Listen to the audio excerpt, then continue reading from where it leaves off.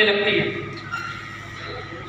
अगर कहीं धोखे से अमेरिका के राष्ट्रपति की आंख में बाल पड़ गया तो शेयर मार्केट की स्पीड गिरने की वो होगी जिस रेस से बंदर भी नहीं उतरता है पेड़ से।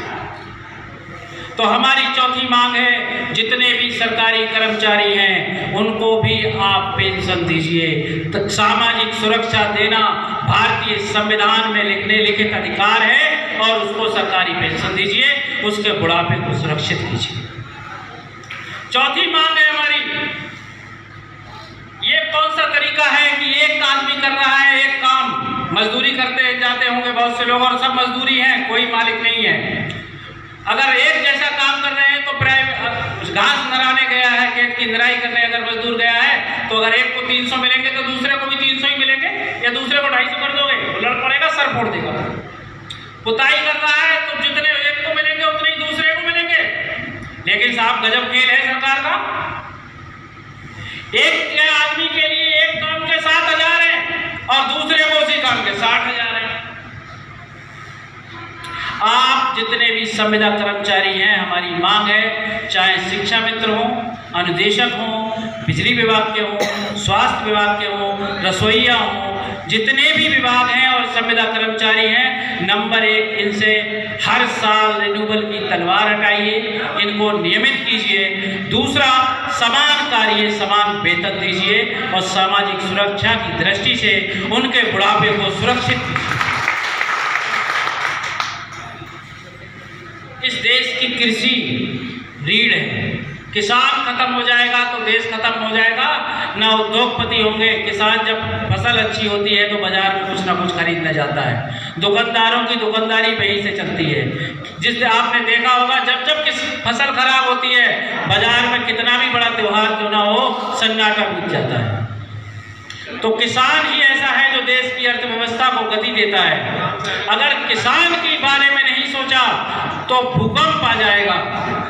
खाद, बीज, बिजली, डीजल के दाम ऐसे बढ़ रहे हैं, शायद लंका में हनुमान जी की पूंछ भी नहीं बढ़ी थी। ऊपर से हालात ये है कि किसान ने अपनी फसल को बोया, उसके अगले दिन उसकी चारपाई खेत पर जाती है रखवाली करने के लिए। अगर 2 दिन भी या 2 घंटे भी हट गया तो फसल खत्म। आवारा पशुओं की वो मार है।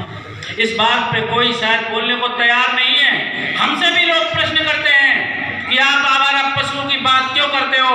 श्री कृष्ण सेना में गाय का बहुत, भगवान श्री कृष्ण तो गाय की पूजा करते थे, हम भी पूजा करते हैं। हमारी संस्कृति का आधार है गाय, गंगा और गीता, हम भी मानते हैं। लेकिन जब इंसान ही नहीं रहेगा, ना आस्था होगी ना इनको कोई मानने वाला है। चाहे चीज कोई भी बढ़ जाए, अति हर चीज की बुरी होती है।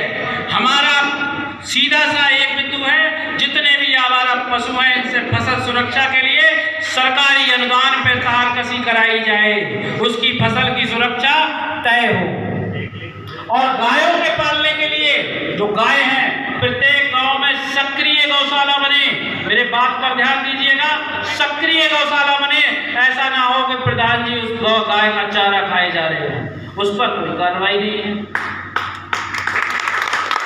हमारे बीच दादागंज से हमारे बहुत अनुज मित्र सौरभ हिंदुस्तानी जी आ गए हैं, उनका बहुत हार्दिक स्वागत अभिनंदन है। सभी लोगों से चाहूँगा ताली बजाकर स्वागत करें और प्रदीप चौहान जी म्याऊ से उनका भी जरा ताली बजाकर स्वागत किया।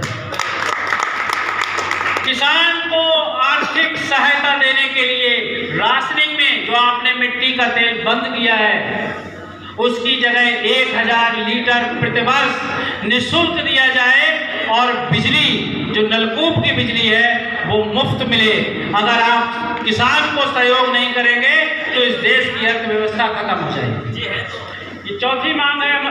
छठी मांग है, 7वीं। दूसरी चीज, भ्रष्टाचार इस देश की बहुत बड़ी समस्या है, विकराल रूप में।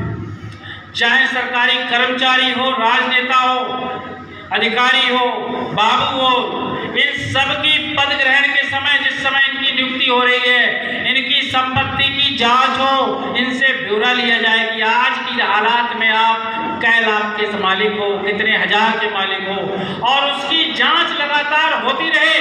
किसी भी स्तर पे अगर उसकी पाई जाए तो उस पर मुकदमा नहीं, पहले अटेम्प्ट में उसकी संपत्ति जब्त की जाए। होता दूसरा काम है, मुकदमा लिखवा दिया, वो हाई कोर्ट से सुप्रीम कोर्ट से किसी भी स्तर पे, मान लीजिए किसी ने 20 लाख का किया है घोटाला, वो 2 लाख की रिश्वत में बच जाता है।